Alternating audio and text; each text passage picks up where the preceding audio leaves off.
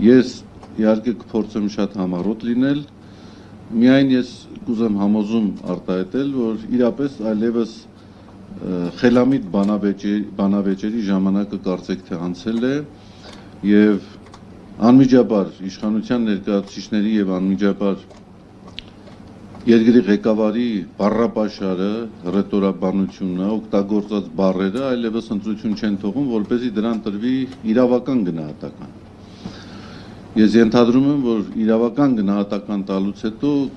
ինչ-որ մի ժամանակ կգա, որ նաև հնարավորություն կունենանք առողջապահության ոլորտի մասնագետներին տեսնենք այսպես համախմբված, որպեսզի նաև իրենց մասնագիտական գնահատականը տան այն անձի վերաբերյալ, որը ի վիճակի է այդպիսի բառապաշար եւ այդպիսի խոսույթ օգտագործել ոչ միայն եկեղեցականների նկատմամբ,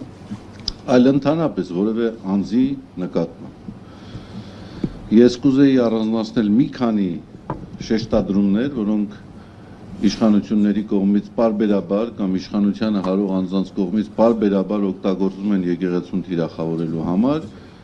եւ իհարկե դուք գիտեք, որ սա նոր երևույթ չէ, սա այսպես կոչված հեղափոխությունից անմիջապես հետո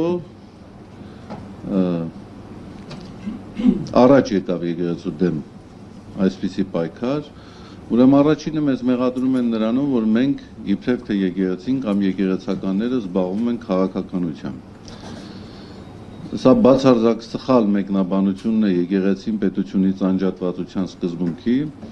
որովհետև իմ կարծիքով այդ սկզբունքը առաջին հերթին ներդրվել է իշխանությունների ոտնձգությունից պետությունը պաշտպանելու համար եւ ոչ թե եկեղեցուն կամ եկեղեցականներին հասարակական կյանքի կարևորագույն առանցքային իրադարձությունների վերաբերյալ իրենց դիրքորոշումը արտահայտելու վերաբերյալ։ Երկրորդը մեզ ասում են, որ դուք բավարար ջանքեր չեք ներդնում պատմամշակութային հուշարձանների պահպանության գործում։ Ես ստատիստիկա չեմ, վիճակագրություն չեմ ներկայացնի, միայն կարող եմ հորդորել, խնդրել ձեզ մի հատ ծանոթանալ, թե Հայաստանի Հանրապետությունում որքան պատմամշակութային հուշարձաններ կան, եթե չեմ սխալվում 24000, եւ այդ 24000-ից 18000-ը պաշտամունքային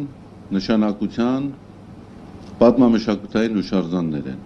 Այդ պատմամշակութային հուշարձաններից պաշտամունքային նշանակության այսօր եկեղեցուն է հանձնված ոչ ավել քան 600-ը։